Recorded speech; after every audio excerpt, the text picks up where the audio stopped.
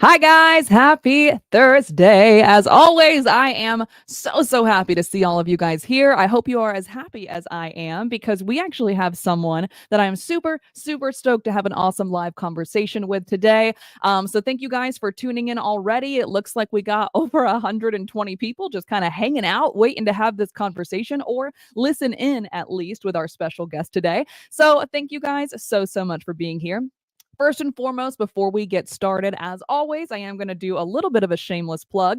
If you guys wouldn't mind, go ahead and click that thumbs up button on this live video right now. And if you have not yet subscribed to the EverBee YouTube channel, highly recommend you go ahead and punch that red button as well. We go live for you guys every single Thursday and have some of the best minds in the Etsy and e-commerce space at least once a month. We've actually been doing this like a lot over the past couple of weeks, and we've got about 3 more for the rest of the year. So please go ahead, pop that like button on this exact live, and go ahead and subscribe to the channel first and foremost. If you were not able to catch this video live or this conversation, whatever you want to call it, that's totally fine. I want to also give a little bit of love to our people who are watching the replay. And also, if you are watching this live and you ever want to come back, you can always find this video as well as every single other live video that we have personally done on the EverBee YouTube, which is usually around 4 to 5 a month since February 15th. So we have been doing this consistently for you guys for over 8 months now. If you ever want to see any of those, including this particular video, feel free to go to the EverBee YouTube channel, head to the live section, and you can scroll through all of them there, okay? With that said, my last little thing for you guys is if you have any questions while we are having a conversation with our special guest today, all you got to do is pop them in the comments of the live chat on this live. And if you are watching the replay, feel free to drop them in the standard comments of the YouTube video itself. I am actually the one that responds to all of those. So feel free if you have any questions for me or if you have any questions for our special guest, you know what to do, pop them in there. And then at the end of this, if we have time, my goal is to set aside 10 to 15 minutes to answer your questions in real time. So while our special guest is answering all of our questions that we've already kind of gotten together before today, if you have any additional, let me know, pop them in the live chat, and I'll go ahead and star them for the end of this conversation. All right, guys. With that said, I am super excited to finally announce, not really announce, you guys should probably know. If you're here, you more than likely know who I'm about to bring up, but I am really excited to officially bring up my friend, Cassiy Johnson. Hey girl, how you doing? Hey, so good, Leslie. How are you? Doing so well. Better now that I have you here today. This has been a much anticipated conversation. People are very excited to hear from you. So I kind of, if you're open to it, just want to dive right in, give people what they want.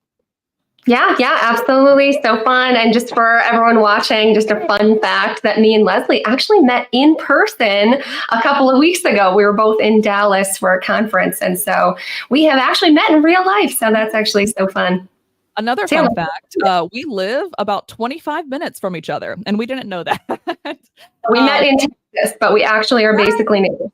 But literally, like, I pass by her house every time I go to the airport. So it's kind of funny. We're trying to hopefully one day soon be able to actually get physically together and have a conversation for you guys. So yeah, two little fun facts.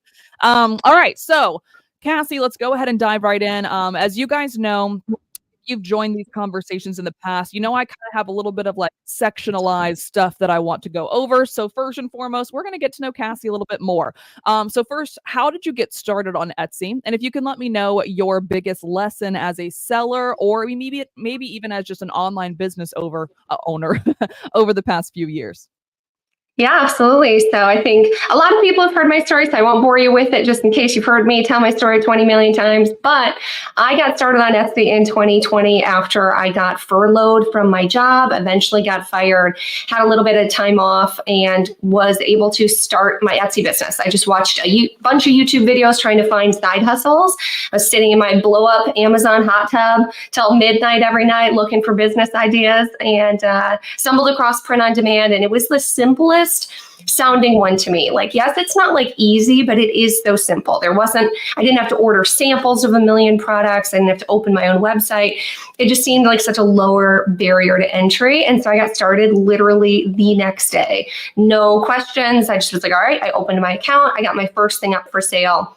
And that was the end of story for me. I got a sale from my mother-in-law, and then I got a sale from a stranger the same day, and I was hooked absolutely forever. So that's kind of what the beginning looked like for me. I would say my biggest lesson as a seller, and I especially had to learn this in the beginning, like most of you had to learn or are about to learn, is that every decision that you make for your business, whether it's print on demand or something else, is that every decision you make has to be based on research. Yes, there's elements of creativity that need to be in there as well, but you can't just make up what you think people want. It has to be based on the research. So you don't have to listen to anyone on YouTube. You don't have to listen to me right now. You don't have to listen to anything else that you hear in Facebook groups or anything. Everything that you need to know is right on Etsy. Researching what the best-selling stores are doing on Etsy is going to give you all of the most up-to-date information on what it takes to succeed that you could ever need. Etsy should be your absolute number one resource. And lucky for you, you now have EverBee, which wasn't out when I first got started. Shameless plug for you guys, because I do actually wonder how I could live without EverBee at this point, to be able to sort through Etsy so much faster. But yeah, just base every decision you make off research. I'll get off my research soapbox now. But I love that. And we're going to dive so deep into research today. So more soapboxes to come on that. So that is totally fine. So with that said, we know how you started. We know a lesson that you learned. Can you share a little bit about the journey? I know we're talking about, basically 4 years, give or take. So you started in 2020. We know why you started. But if you don't mind me asking, we really work with all types of online business owners here, e-commerce, social media managers, obviously YouTube creators like yourself. A shameless plug for Cassie. She actually just broke 200,000 subscribers when we were in Texas together in the early weeks of September. So huge, huge, huge for you as well. So you've been able to actually build like a full-blown online empire, a full-blown online personal brand. Can you walk us through that journey a little bit as well? Like, how did we go from print on demand to being on this call today? Walk us through that a little bit. Yeah, absolutely. So what that really looked like is I was a big part of the print on demand Facebook group that I originally joined, which was the Life Hacker Couple Facebook group. And I was one of the early people in there right when they first opened the Facebook group. I grew along with the other people in there. And then after I kind of knew what I was doing, I was constantly every single day answering people's questions, helping people in there. And then I helped about, I think, 20 people I know in person open Etsy shops. And so I was constantly giving people print on demand advice and helping people with their questions. And then the Life Hacker Couple stopped making YouTube videos. And I loved their channel, but I did things a little different than them. I used a different print provider than them. I did things a little bit different in a couple different ways than them. And so I was like, well, I might as well just make a couple YouTube videos and share the things that I've learned. So I went into YouTube not really thinking that it was going to be anything specific. I just wanted to share what worked for me and have it be a faster, easier way to share things with people. So, I just started with recording on my cell phone and a $20 microphone and a little ring light. And that's what I used for the first year and a half, almost 2 years. I just got a nicer camera like a couple weeks ago, honestly. And so it started off just really, really simple. I just wanted to share information. And then over time, I figured out that I really love it. I've never been a teacher of any kind before, but it's really grown to be a passion of mine. And I can't tell you how much it means to me when you guys comment things like, you helped me get my first sale, or you've changed my life. Like, those types of comments absolutely make my day. I think it's the coolest thing in the world, that I can build my own business, but also still have this kind of like creative, more like connective outlet, because I don't really feel as connected to like my customers. That doesn't really give me like as much warm and fuzzies to like get great reviews. That's nice and all, but this really gives me more of that like coworker feel that you'd have if I still like was working somewhere, And so it's been a really, really beautiful journey. And I appreciate everyone, if you're watching and you've commented or liked or subscribed, like it really does mean the world to me. It's funny you say that because obviously I'm keeping Cassie can't see what you guys are writing in real time, but I'm keeping my eye on it. Someone said, Joel said, Cassie was the first POD YouTuber I started watching and got me started in POD earlier this year.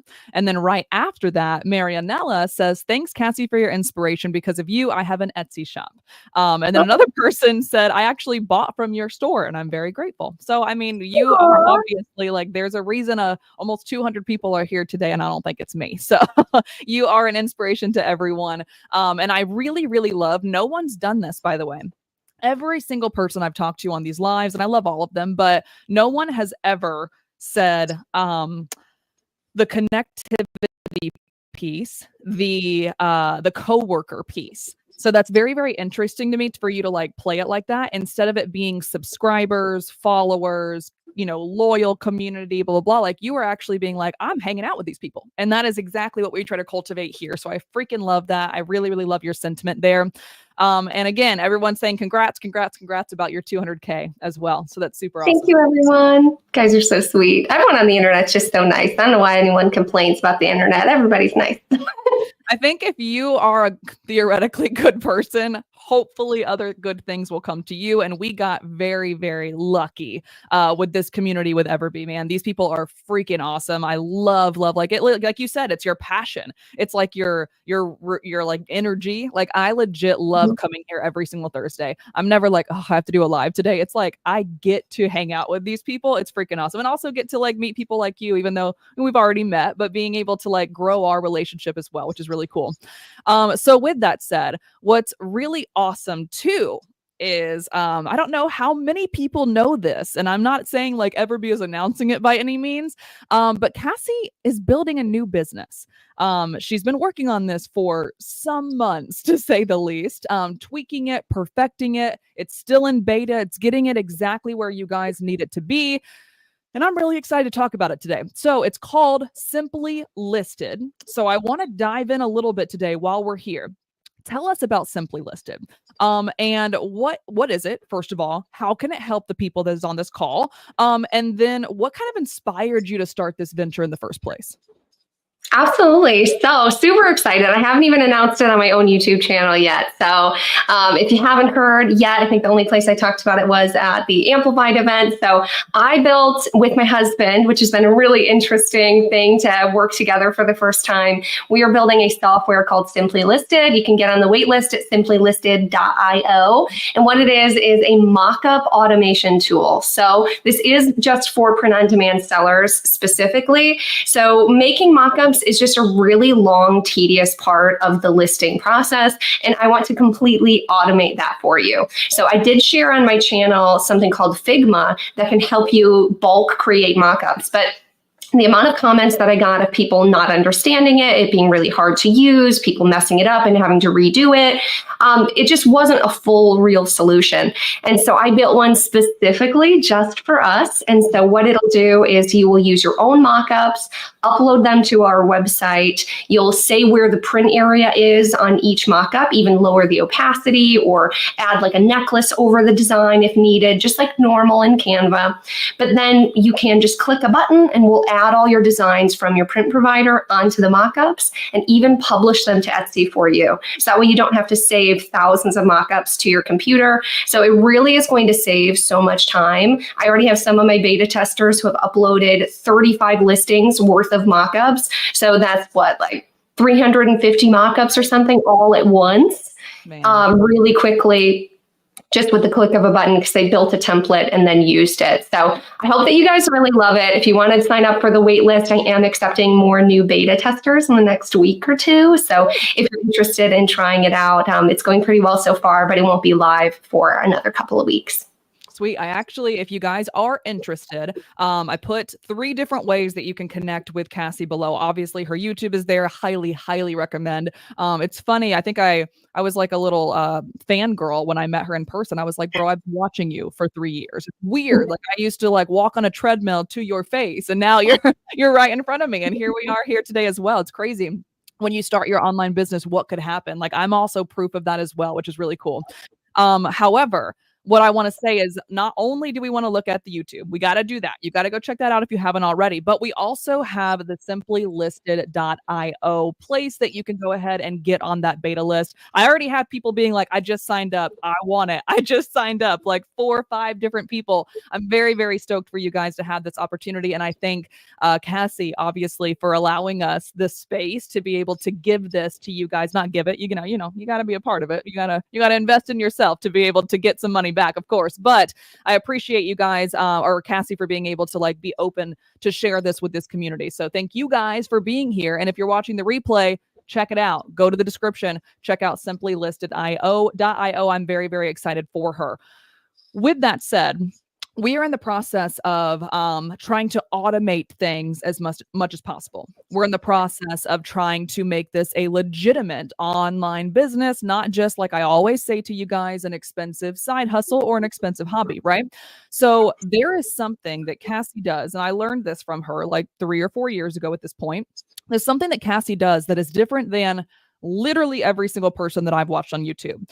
And of course, there are a couple people that probably learned it from her and then started making videos, but it is the concept of scalability, scalable designs, and like how you can kind of automate processes by doing the right research first and then being able to save time in the back end. Okay. So the next little section we're going to get into, based on knowing that Simply Listed is going to be something that you guys sign up for, how do we pair Cassie with EverBee? How do we pair Simply Listed with EverBee? How do we be smart about the designs that we're making before we ever make them? So let's move on to design strategies and trends that Cassie herself does.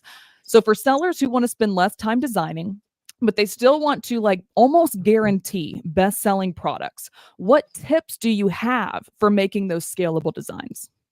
Yeah. Great call out. So, scalable designs is actually something that has massively helped me grow my business. Now, I do have to give credit where credit's due, and I appreciate you saying that, but I did get the scalable designs theory from a particular YouTuber, Ryan Hogue. So I knew it was him. I was like, it's either him or Cassie. That's funny. I did learn from Ryan before I got started. I put my own spin on it, and have kind of done my own stuff with scalable designs, but that's the first place I ever heard of it was Ryan Hogue's channel. And that was a really big game changer for me, because if you're feeling overwhelmed with print on demand right now, it could very well be because every time you go to the canvas to design, you're thinking you have to come up with something completely brand new, never seen before. And that can be really overwhelming, staring at a blank page and thinking that you have to just completely make something up. And that's not the process that I recommend. So I'm going to walk you through my scalable design strategy and just kind of what that looks like. So I'm going to go ahead and share my screen, and I put together a couple slides just so we could have a visual at the same time. So scalable designs are what I use to make best-selling designs in less time. But you can't just make a million designs that look exactly the same and hope they do well. So let's go over what that actually looks like. So a scalable design, if you're not familiar with that term, and sorry if you can hear my 3 dogs barking right now. Scalable design. What'd you say? So they're just saying hi. They are just saying hi. It's perfect. So scalable designs are a design style that you make once and then change the words and post it for new niches each time. So this is an example I posted from one of my recent YouTube videos. So I did a lot of research, looked on Etsy at what was selling really well right now. And there was cute fall designs that look like these. And then I added the little bow and the leaves. And this is my example of showing you, okay, I came up with this design style once. And now every time I go to design for a new niche, I have this one in my back pocket for fall that I can make it look just like this. You could write out anything you want in this style. The other option for scalable designs is you have the same saying. So you have a scalable saying. So a saying or design style that you then change part of the words to and use it in lots of different niches. So this example is, it's a good day too, and then the end part you change. And so those are the 2 different types of scalable designs. One is just the design. The other is the design and part of the saying gets changed. And so the whole idea with scalable designs, because me and Leslie were talking about this before the call, that I want to be super, super clear about, is this isn't a a strategy to just create 50 designs all at once, post them, and move on. The ideal with the scalable designs that I want you to take away from this live, and I appreciate you being here with us, is that I want you to eventually have 10 or 15 design styles that you can just keep going back to. Not every niche you can use all the exact same design styles for. But if when you go start researching a new niche, let's say you're looking at, okay, dental assistant items are selling really well. And this can work for print on demand or other items. It doesn't have to just be print on demand. This can always be true. If you have a style that could work well in any niche, then when you find a new niche to design for that's selling really well, you're not starting from scratch anymore. You have these bank of like 10 to 15 designs. They're like, can any of the designs that I've sold well before make sense for this niche? And it takes a little while to find those right ones. You might have to go through a bunch of different iterations to find them. But once you do, this can be an absolute game changer for you. So going to the next one here, there are 2 scalable design laws that you should follow. Number 1 is your design must be based off of research. Again, we're not making up these designs, we're researching and making them based off the research. And I'll go over that next and what that looks like. And these are best used when you apply them to the design style to a niche with a gap in that design style. So I'll kind of go over this as well, but you don't want to make a design that looks just like everything else for sale in the same niche. You want to use the style that you created in a niche that doesn't have anything like that yet. That's when this is going to be most impactful. So what the bestseller research looks like is I want you to spend probably a minimum of an hour a week looking through Etsy and seeing what is selling well right now. But I want you to pay attention to the parts of the designs. So for example, pay attention to the color palettes that are doing well. And it's up to you how you want to save this research. Part of it's going to be building your like mental library of types of elements that go into a best-selling design. But I also recommend saving this somewhere. In my print on demand roadmap, I teach you how to make inspiration boards where you'd save this on like a Canva board. You could just take screenshots and put them in folders on your phone. It can be that simple. So you could have a folder for color palette inspiration, where whenever you see a design on Etsy that you really like the colors they use, take a screenshot, put it in that folder. Different design layouts, like you might notice that the collegiate curved fonts are really popular, or the retro wavy fonts are super popular. And so you're going to save those types of designs in a folder. Certain fonts that are really popular, font styles. Find a font that's really similar and save that somewhere. What types of graphics sell well? These are 2 examples that I know personally sell really well on Etsy, is line drawings and watercolor graphics. I find personally that kind of cartoony graphics don't really sell so well. Excuse me. Whew. And my kitty cat is making my nose tickle. And so you just want to research what goes into these people's best-selling designs and break them down into the parts. Okay, so this might sound kind of complicated right now, but it really is this simple. And what you do with that information is you connect things. Now, this is a book that I would absolutely recommend all of you go add to your Amazon cart, not sponsored right now. This book was so impactful. It's called The Laws of Creativity by Joey Cathone. We read this as a part of a book club in my private community last year, and I feel like I talk about it all the time ever since. So what he talks about is the law of connection. This is just the teeniest part of his book, is that base concepts can neither be created nor destroyed. They simply merge to form new combinations. So creativity is not about creating, it's about combining. Because I see a lot of new sellers worried about copying, which is great. I don't want you guys to copy, but there is kind of this in the middle zone that you have to learn of how to use what is working for other people, but combine it in a new and unique way to add your own value. And that's a really important lesson to learn. So just to give you kind of a simple version of what that looks like in action. So when making designs, you want to try to combine 2 to 3 concepts that you've seen work well for other designs to make something new and unique that brings value, but is still based on research. So I just made this simple graphic where it's like, if you see cat shirts are selling really well, coffee shirts are selling really well, you could then try and combine those 2 because they are pretty basic things that a lot of people are really interested in, and make a cat plus coffee design. Now, I threw this one together based on that research that I showed you on the other page, is this is what it might actually look like if you're selling PNGs, if you're selling print on demand, is let's say you're looking through and doing your research and you see the retro wavy design is really popular, which, spoiler alert, it absolutely is. If you don't have any retro wavy designs in your store, you're missing out. This has been popular for like 2 years straight, and I don't see it go anywhere anytime soon. And you might combine that with a popular color palette that you found. This is one in particular that I've actually sold a bunch in my own store, this particular color palette. And then you might see, okay, bows are really popular right now, but not just that, but also like cheetah print and leopard print is really popular right now. And so I'm going to try and combine all 3 of those into a design style. And then I'm going to change the words and post it in a new niche, change the words, post it in a new niche. And so what that looks like all put together could be something like this. And I just kind of threw this together, but so this says anti, anti, anti, anti with a little bow over top of it. It's a cute little design. And then if I go to make something for a mom or something for a teacher, for a nurse, I could reuse this template and use it over and over again in different niches. And that's kind of the idea with the scalable designs. This isn't necessarily a way to just like hack and get a bunch more designs up in your store. It's really taking your time, doing your research, and making a unique design that kind of pulls things together in a different way, and then scaling that out into the niches that you know are popular. So I hope that helped, giving you maybe a little bit of a visual on kind of what that looks like. But that is really the process of scalable designs. Sweet. I love that so much. And thank you for taking the time. She did not have to do that little like slides for you guys. So I really appreciate that. She came to this call with that. So I really appreciate the extra time. And people have commented on that like you go the extra mile for your people. And now she's going the extra mile for our people. So I really appreciate that first and foremost.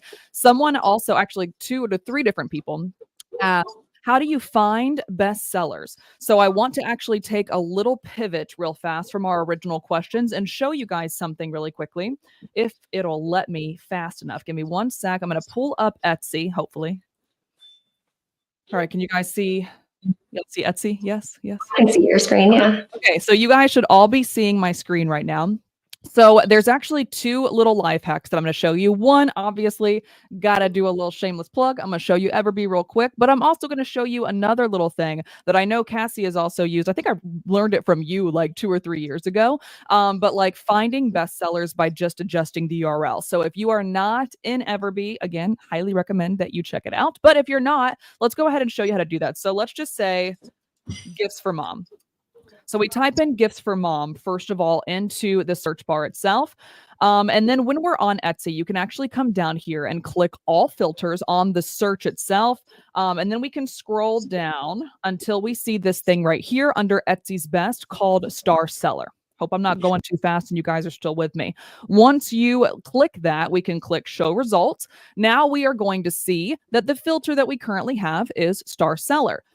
Something else that we can do, though, to potentially hack this system a little bit is we're actually going to come up to the address bar, the URL itself. So you can see what I look up on my recent search. You can't see your URL on your share screen, I think. Of course, it's not. Yeah, it's not letting me.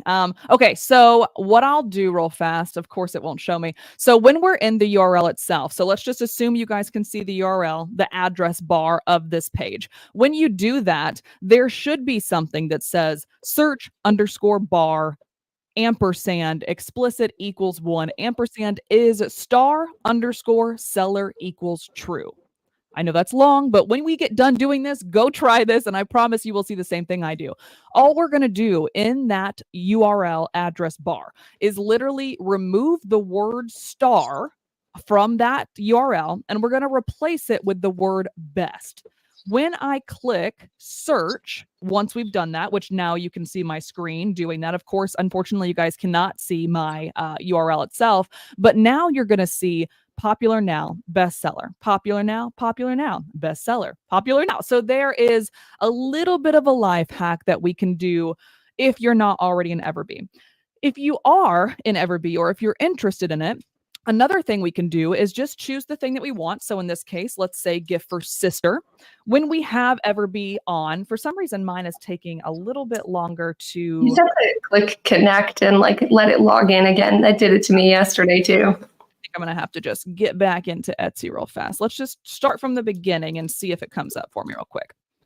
And just keep saying something we're wrong. So I might have to dive into this with the dev team. But what should happen is when you see gift for sister, for example, there should be the little things that come up right here that will show you at least the keywords or the long tail key phrases. I call them little worker bees, and they would just pop up right here. As you can see, my EverBee is going a little wonky this morning, so that's just my luck this morning.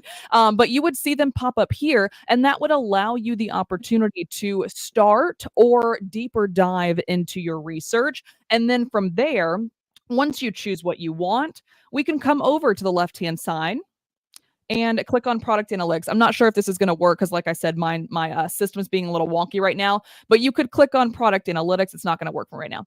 You could click on product analytics, and then it would basically take you to our dashboard that will show you like all of the different things that are under that particular search. So gifts for sister for Christmas, right? And then you'd be able to see all of the listings that are in some way attributed to that keyword research or that long tail key phrase. And then you can sort by listing age, shop age, monthly revenue, monthly sales, etc., to be able to also more strategically find those bestsellers. So again, I'm so sorry, guys, that mine was being a little wonky this morning. But those are two ways to hopefully answer that question of how you can find those. Cassie, do you have any additional tips of how you find bestsellers outside of those two? No, I think you really basically explained it, but I know that was going to be your next question to me. I think if I can read your mind, was how I find trends and bestsellers. So, just to kind of drive that home, because I'm not here on EverBee's channel because they're paying me to be here. I'm here because they asked me and because I absolutely love EverBee. And so I'm going to give my real life answer. I use EverBee literally nonstop. You don't have to have EverBee, but I do want to show you that when I'm looking for trends, I actually make monthly trend reports that I release in my course community every single month. They're like an hour long. I spend like a week every month going through and finding all of the listings that are like 2 or 3 months old that have the most sales. And I spend hours and hours doing this, and I would have to spend years doing it a month if I didn't have EverBee. So why don't I actually share my screen and show what Leslie was trying to show you, because that is exactly what I try to do. So let me share my Etsy screen really quick, because I do think it would be a really valuable thing. Let me know if you can see my screen, Leslie, if you want to add that. Okay, perfect. So let's say I was looking for research for gift for sister. This is how I use EverBee every single month. I'll type in different things in the search bar. I'll usually start pretty generic, like gift for sister, shirt, mug, ornament. I'll start with generic, and then I'll use EverBee to really sort the results. So right now I have gift for sister up, and instead of sorting by bestsellers, which is nice, you can see all the bestsellers, but there's more information to be found. So if I come over here on EverBee and click product analytics, my favorite thing to do is you can search their entire database. This is like 49 million listings, but then I'm going to filter it. So over here, I'm going to click this filters button. And what I really like to do is, there's many things that I'll sort for, but one of my favorites is sorting by how old the listing is. So right here, the listing age, I'm going to say max. I want a listing that's 3 months old. And then I'm going to sort by which ones either have the most sales, or I'll sort by which ones have the most favorites, because favorites, sometimes it takes a second for the sales to catch up, because EverBee is not like exactly like real time knowing exactly how many sales they get. It takes a minute. So sometimes you can find listings that are like 1 month old. They don't say they've sold yet because it's brand new, but when you look at what has the most favorites, you can find really good stuff. So like this listing is 3 months old and sold 2,600 times, So now we're finding like the creme de la creme, like this personalized birthday candle, 3 months old, already 229 times. Might be a good niche to get into. And so this is literally what I do every single month to figure out, okay, what's selling right this second. Sometimes I'll even do 2 months. Sometimes I'll sort by 1 month and really just dive in and see what is brand new and selling really well. Like this candle right here is 1 month old and has sold 100 times already. So that really tells me that this is hot. This is selling right now. This is something that I could get into and also get sales.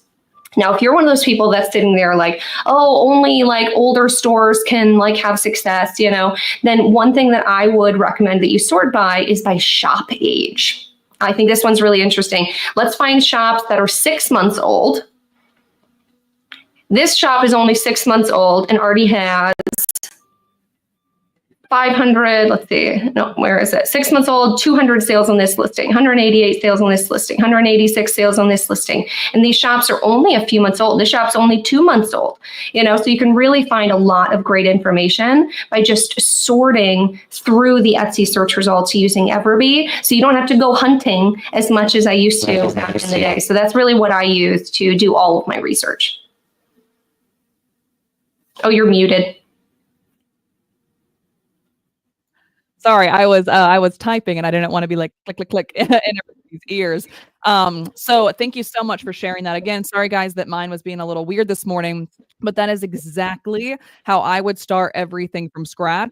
And the really cool thing is too, you can actually combine the two little life hacks that we had where you can start with like the search by bestseller piece by adjusting the URL. And then you can literally do product analytics on that new tab. So that's an even cooler way to go super, super deep. I love that she said creme de la creme. That is a really good way to do that as well. I personally love the idea. I actually learned this from someone. It was funny. I was actually their mentor in a group coaching capacity, and she taught me this. And I was like, well, you need to switch mics for a second, because she taught me the, I believe her name was Liz. She taught me the favorites thing, the like sorting by favorites. So I'm really glad that you came up with that on this call today too, because those kinds of things people don't really think about. They're just like money, sales, but like what else are people like even adding to cart? What are like interesting people right now? Even if they're not in a place to purchase, it's at least something that you can tell is doing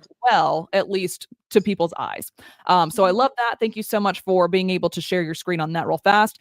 I did want to ask one quick question. You kind of said it a little bit, but I do want to hit on it for a second. Can this process that we're going over today, can the scalability process, the design aesthetic research process, can this be done for multiple types of sellers, or are we really only in the POD space right now?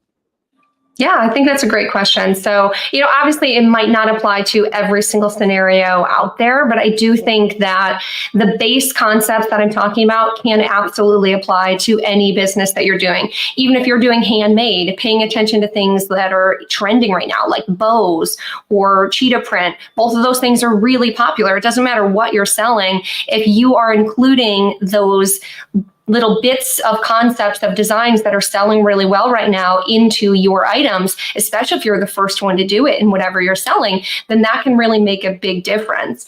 So I do think anything you're selling, absolutely, the same ideas can make sense. Maybe not the retro wavy font and the cheetah bows necessarily, but I do think the majority of things that you would ever sell on something like Etsy, that these concepts do make sense, that you base it on research. You look at what goes into best-selling designs for your competitors. You combine those in a new and unique way instead of making it up yourself. I think absolutely can apply to anybody. I mean, you also just said something, because I was a handmade seller for about 4 to 5 years. And you're like, I don't know if like the bow, the coquette, the groovy, I'm not sure if those would work in that space.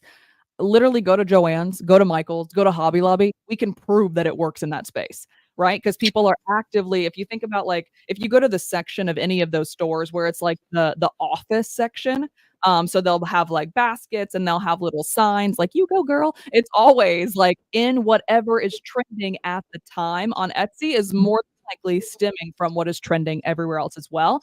So everything that we're talking about today, guys, I was a trick question because I knew the answer. Everything we are talking about can absolutely be applied to every different type of seller.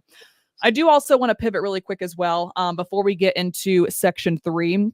Someone asked a really, really good question, and I think Cassie and I do this the same, but I want to confirm. Is it, I don't want to say a dumb idea, but is it the wrong way to go about it to start with research on Etsy, or should we start with research in those locations? Target, Hobby Lobby, Joann's, Michael's. the internet, Pinterest, etc. Do you do it that way by chance, by doing kind of some trend spotting in the beginning before you ever get to Etsy? Is it a natural thing that you're just walking around Michael's and your brain might just pick up on that anyways? Is something you can pop in Etsy, or do you legitimately start in Etsy and then just go through all the things that we went through today? Yeah, absolutely. So talking to like beginner Cassie, all I did was start researching on Etsy. And I do think that's the best place to get started. And then, like I said, you're slowly over time going to fill your mental library of what works up. And then eventually, when your library has enough information in it, enough books to pull from, when you go to design things, it's not going to be you have no idea what to design. There's like too many ideas. Just, oh, I could do this style that I know is popular. I could do this style. I might combine this style that I know works well with what I saw at Target. So eventually, you're going to start noticing things. I can't go on vacation without reading every single person's shirt that walks by. I have a sickness. I always make a list because I'm like, oh, that was really funny, especially on like cruises or like at theme parks. I'm like obsessed with what people's shirts say because I just think they're hilarious. And so eventually you do start cataloging all that stuff away. But I wouldn't say that like as a beginner, like if you're not getting sales, if you're feeling overwhelmed, don't feel like you have to go like look at what Target's selling and Joann's. And it's like start simple, start with what's selling on Etsy, get going, and then build on it over time. This isn't something that you can like research enough and then just know everything and be able to get started. No matter what you do, you're going to have to do a lot of trial and error. And I saw a really funny TikTok that really just like hit me the other day. She was like, I'm once again disappointed that trial and error comes with error and that I have errors. Right. And it's like, yeah, I think we all errors. It's like, this is a trial and error business. Like as much as I know now, still probably 70 to 80% of the designs that I make never sell. And that's knowing all the things that I know. But that's just kind of how it works. So I just want to give that expectation that like you're going to have to try things. You're going to have to learn slowly over time, but taking action every single day to get feedback faster, like getting a listing up a day, I'd say is my number one piece of advice to really get the ball rolling, because eventually you're going to learn something's going to sell. You're going to learn from that, do more of that and get to build on it. Whereas if you like research for a month and then make 100 designs and then list them a month later, what if that's not trending anymore? You might have missed the boat. I see a lot of people making that mistake. So I think, again, I kind of rambled there, but hopefully that answered your question. No, that helped a lot. And we actually have 3 people that gave really good ideas as well. One person said they snap pictures of shirts with maybe a little creepy depending on where you're at, but I snap pictures of people's shirts with my cell phone for inspo. I'm not sure if you're like out at the mall just like creeping, but I think that's a great idea. I maybe take a mental snapshot. Someone else said I get ideas from seeing what other people are wearing when they're at work or out and about. Love it. Someone also said I use Pinterest for inspo. So yes, someone who left the question earlier, hope that helps. We all believe that there is literally probably hundreds of places that you can gain inspiration from to see what could be a bestseller. So really, really love that. Thanks so much for letting me pivot there a little bit, Cassie. Great answer there. So the next thing I want to do is really quickly, we've got about 20 more minutes and I want to make sure that I am getting to y'all's questions as well. So I want to go ahead and hit on maybe 1 or 2 more questions to help you guys out today. So let's get into month-to-month planning and business strategy. It's October 24th. We are closer to 2025 than we are to 2024, even though we're in it, right? We only literally have 60 more days, give or take 66 or so, of the year, which is absolutely insane to me. So if you are in a place right now where you're just getting started on Etsy, or maybe like Cassie said, you're not getting the sales you want, but you've been there for a while, I don't necessarily want you guys to start making fall stuff. I don't necessarily want you guys to start making Christmas stuff. There's always an opportunity for Christmas stuff until Christmas Day, in my opinion, depending on what type of seller you are. So let's say Christmas cards, let's say Christmas wrapping paper, Christmas digital things that other people can print on their own items.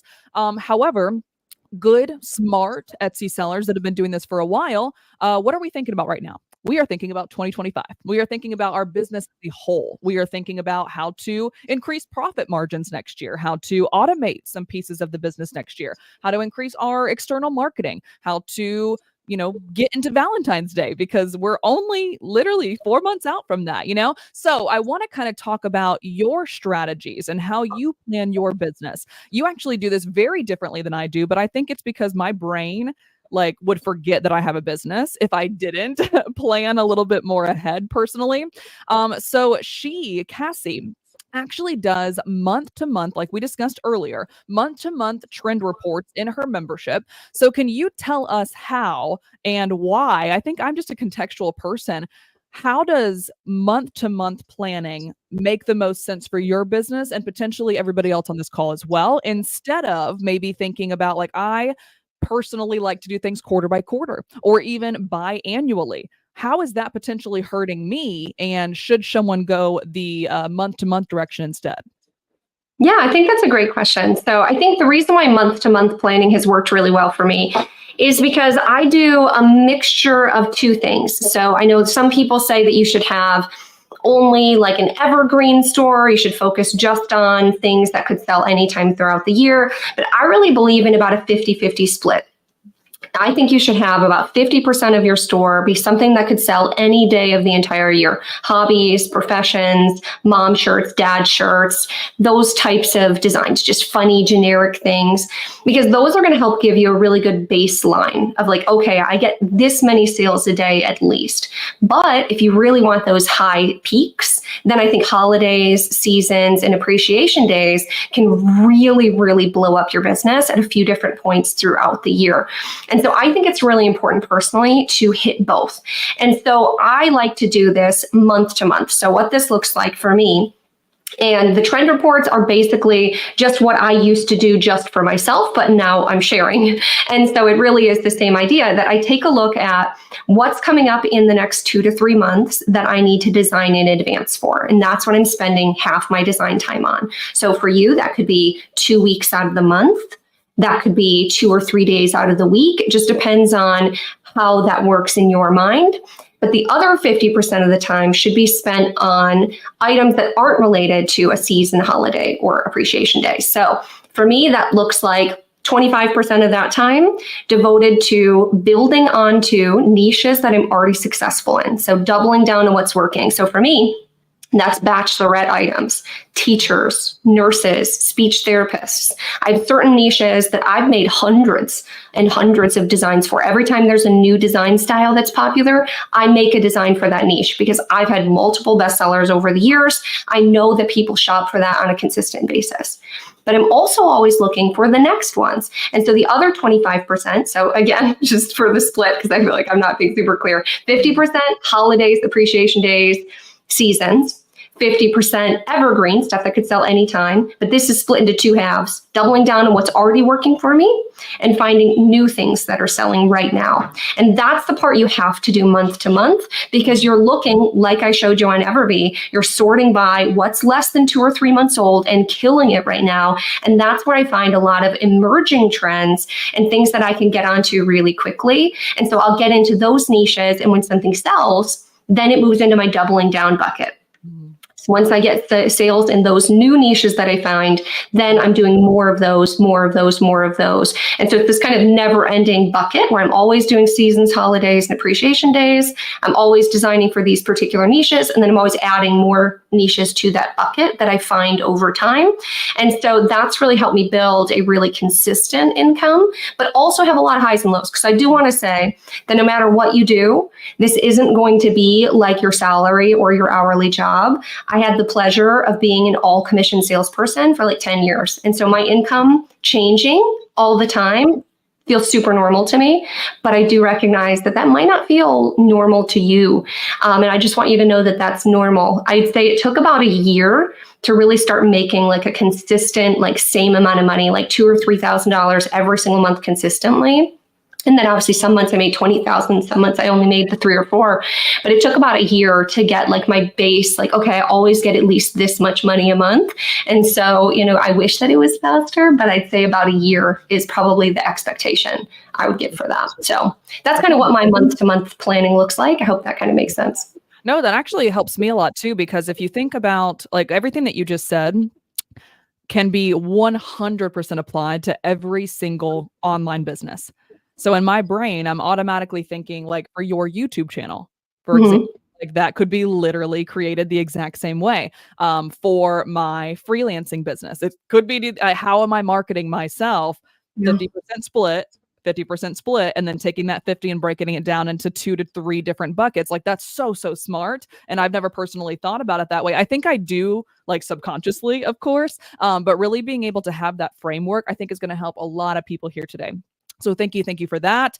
The last thing I want to say, because we only have about 10 more minutes. So before I get into questions, I do want to ask this one quick question because we just talked about planning ahead. Okay. So how can, because we're really into Q4 already, we're like a third of the way done. We've been talking about Q4 since July on this channel. Like, and if you haven't seen any of those, highly recommend go watch all of the things that I've built every single Tuesday, getting ready for Q4. But now I kind of want to start talking about not Q4. I want to get ready for 2025 with you guys. So in your opinion, Cassie, how can sellers plan for those future months after Q4? And have you seen, and you don't have to like spill the tea necessarily if it's a secret, but have you seen like any ideas or trends or aesthetics that you think might either stand the test of time in 25 or you can see them on the horizon? Yeah, great question. So I will say, I know you're sick of talking about Q4, but I'll just throw this out there that I like to design for Christmas until Black Friday. So if you're not from the US, that's like the third Friday of every November or something. I think it's the third Friday. 29th this year. It's like the end of the month, which is nice. And so I designed literally all the way up until that. And I just want to say that because some people might be sitting here thinking like, oh, I'm too new, I'm too late. It was literally 2 years ago on November 3rd, I posted a funny, ugly Christmas sweater design that I found using EverBee. It had 20 plus in the cart, but there was only one design for this niche. It was a new niche. I made my own version of it. And I ended up selling 400 of those between November 3rd when I listed it and Black Friday. Amazing. And so it is not too late. I just wanted to throw that out there. And it's still a really good time to be checking EverBee literally every single day. Go search ugly Christmas sweater, go search Christmas shirts, go search ornaments, whatever you're selling, and sort by what's like a month old and absolutely getting a million favorites, absolutely getting a bunch of sales. That's what I'd be doing every single day between now and Black Friday. And again, like I said earlier, not just researching, but taking action. Find a niche, design for it, and post it. Like literally right that second, because that's the power. You know, if you do all these designs and post them next week, you might have missed out on 100 sales. You never know when you're going to find just the right one. So my Q4 soapbox, you still got time. That's what I got to say.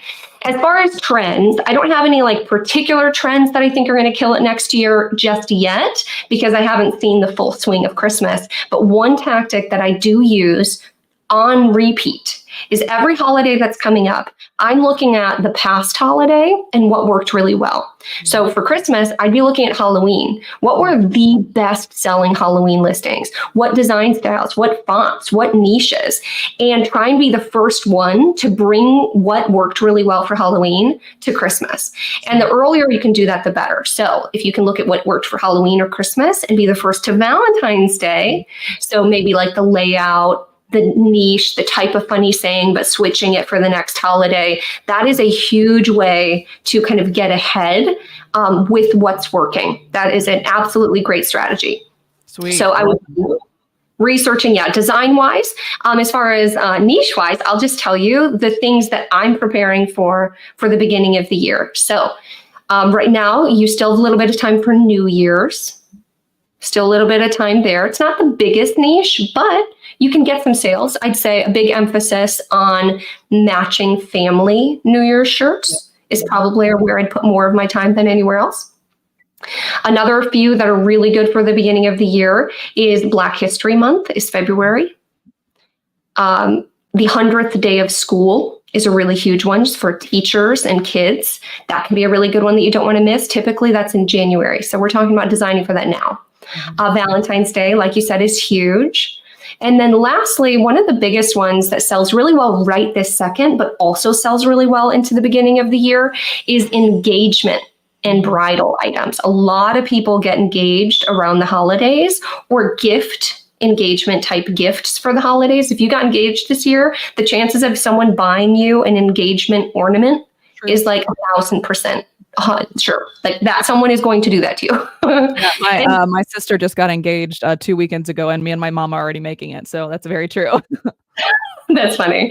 So it's just those little things. So, bridal, engagement, bachelorette, that's been one of my like all-time biggest niches that I've sold in. It's definitely up there.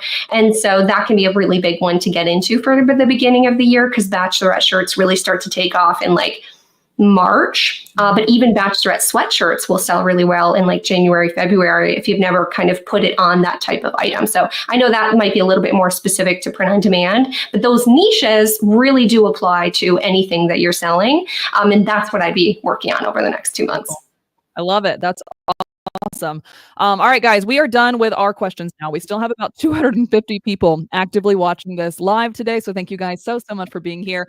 I do want to make sure we can get all of those questions answered. Not all of them. We might not get to all of them today, but we will do our best to get through as many as possible.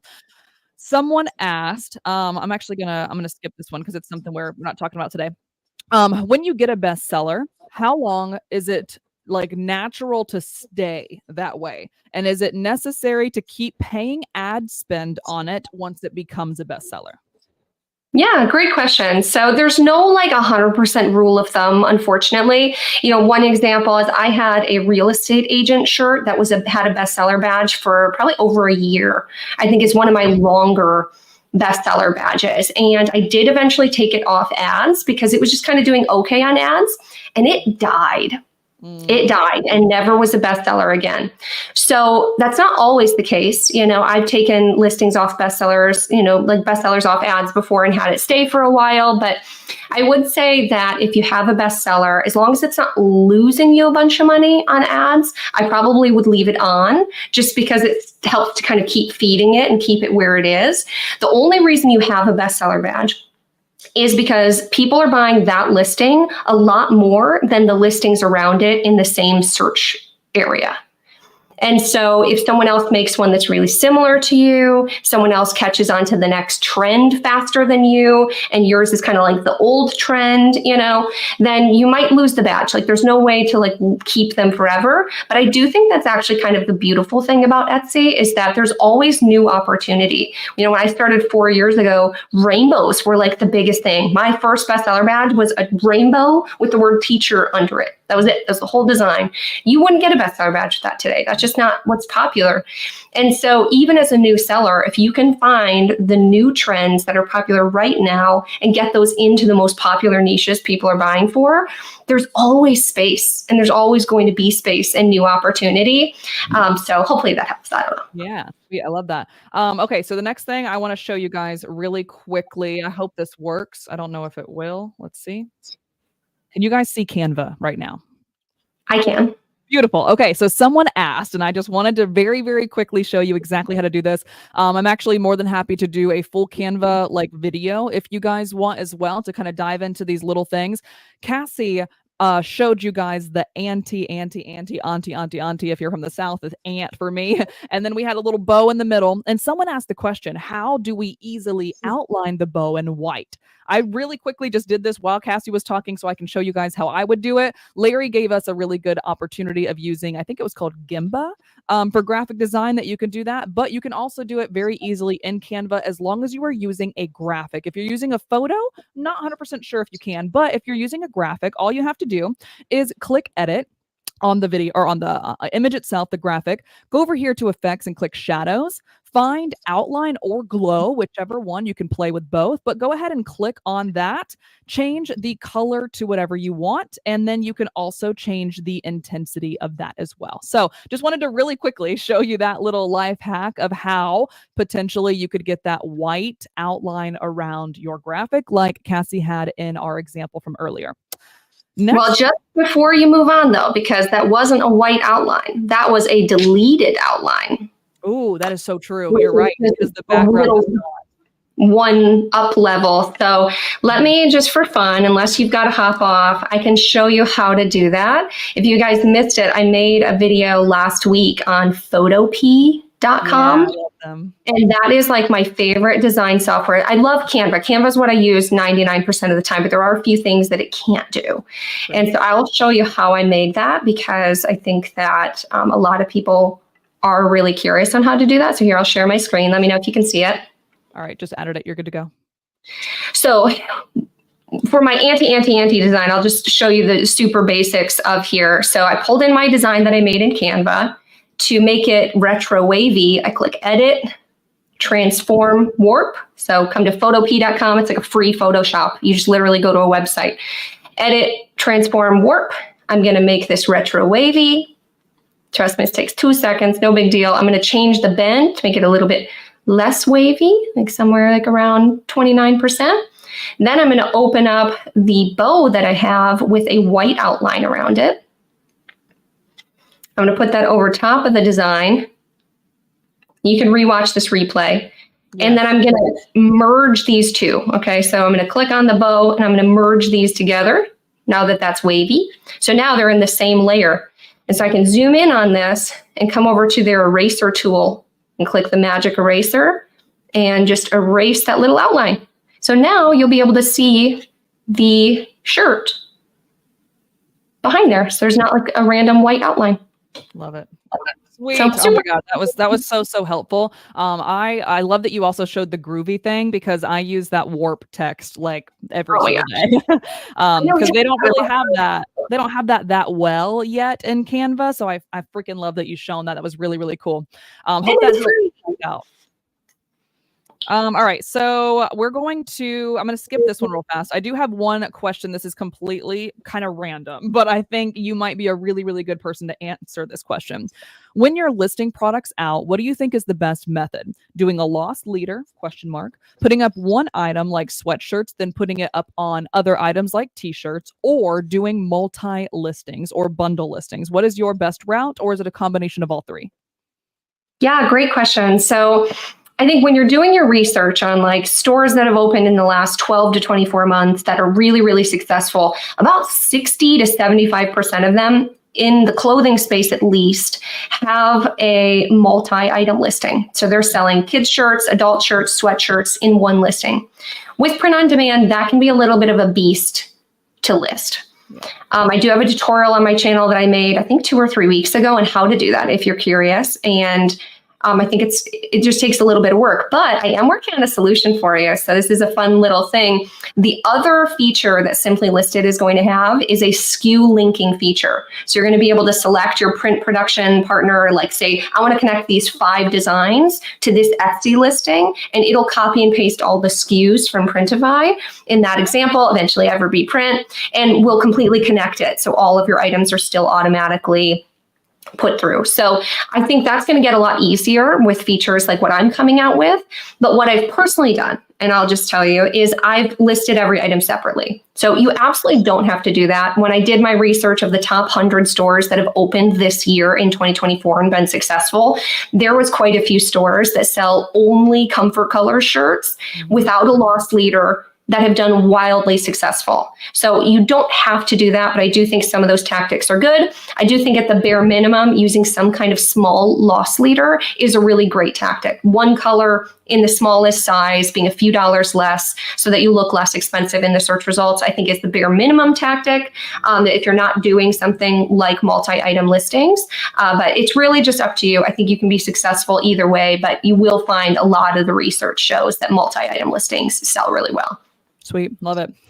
So we only have we're a little past time. We still have 235 people watching this. So thank you guys for staying. If you do have to hop off, we totally understand. I will only take about 5 more minutes of y'all's time. I'm going to go ahead. We have about 5 questions left, but I'm going to just choose one. And then if I can get to them in the comments myself, I will.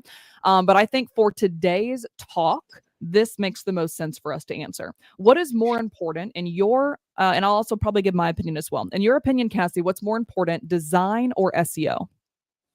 Design. Nice. Is there a 1,000,000% design?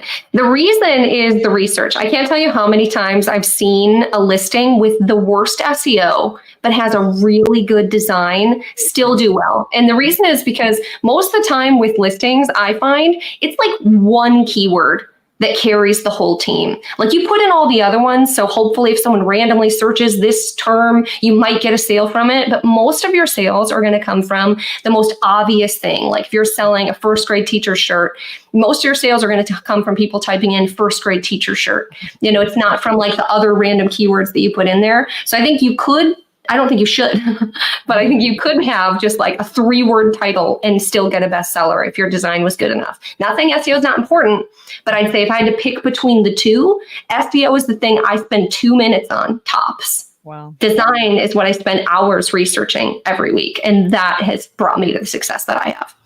You know, what's interesting though is, agreed. I was going to say the same thing, but how do we do the research to find the trending designs? Ironically, it's through the back door of SEO. So I think that also kind of like plays a little bit of a game where if it wasn't for the correct-ish maybe keywords that these people were using in the first place, even if it was just that one, you know, that went really well, we would have never found them, right? So I think that's kind of interesting. So I would definitely say design like 90% as well, but you also gotta like get out there. You got to show people who you are. You have to come up in searches for them in the first place. So I love that it only takes you a little bit of time because I'm exact opposite. I'm such a data-driven girl where I am more like analytically based and you're more like aesthetically based. And I think yours makes more sense because people are not going to buy off of a keyword. People are going to buy off of what is on the shirt because that's what they're going to rep. However, with the research itself, knowing your customer like your backhand, it's going to be a lot easier to then basically substantiate those designs because you know exactly what they want in the first place. So great combo, I think, of both. Okay, guys. Well, that's it. I really, really, really appreciate you guys still being here with us. Tried not to go too past 11 a.m. this morning. But thank you, first and foremost, Cassie, so much for being here. I obviously love hanging out with you, talking to you, getting to know you more. But this is definitely one of, like, we dropped some bars on, we dropped some knowledge nuggets on this. So thank you so much for, again, as always, going above and beyond for my community as well. Yeah, of course. Thanks so much for having me. Thanks everyone for hanging out live. So fun. Maybe I should do lives on my channel sometimes. This is really cute. It's actually, I love it. It's so fun. Yeah, thanks so much for having me. This was a great time. And you guys go out and design. I told you what to do for the next, month before Black Friday. Do your homework. Man, I love it. Is there anything else? One last little tidbit that you want to throw out there to the community? Go out and do your homework. That's all. Yeah, do your homework. I think the biggest thing is that people look at my success and it doesn't feel relatable anymore. They're like, oh, you were successful 4 years ago, but like, you don't have to listen to me. Again, go to Etsy. If you're feeling discouraged, go to Etsy, use EverBee, sort by stores that are less than 6 months old in a bunch of different niches and see the success that they're having. It's everywhere. People are finding success every single day. And I just need you to be a teeny bit delusional and be like, if they can do it, so can I. Because I've realized that that's a superpower I have that unfortunately not everybody does. If I see someone else do something, I'm like, oh, I can do that then. And I need you to like empower yourself to know, like, if I can do that, like if they can do that, I can do that. And I need you to actually believe it and act in accordance every day. Because if you put up 40 listings and you're like, why am I not getting the sales that I want? It's because you didn't put in the same work that they did. You're probably going to have to make 500 to 1,000 listings to really start making a consistent income. I know it's a lot of work, but it doesn't have to happen overnight. You can build this over the next year or two. What are you going to be doing anyways in your spare time, right? Like you might as well be building something really beautiful that can absolutely change your life. And maybe you'll be a YouTuber in 2 or 3 years. I never thought I'd be doing any of this. So it's just really beautiful what this business can like baby step you into. Like I never thought I'd build this software. It's so hard. I have regrets. It's great, but it's going to be really cool, So anyways, I'm just proud of you for just getting started, for being here. And you should be so proud of yourself, even if no one you know is. You can do this. I love that. And on that note, we will end this call with being Delulu is the Salulu. Thank you guys so much. And we will see you next Thursday. Bye. Little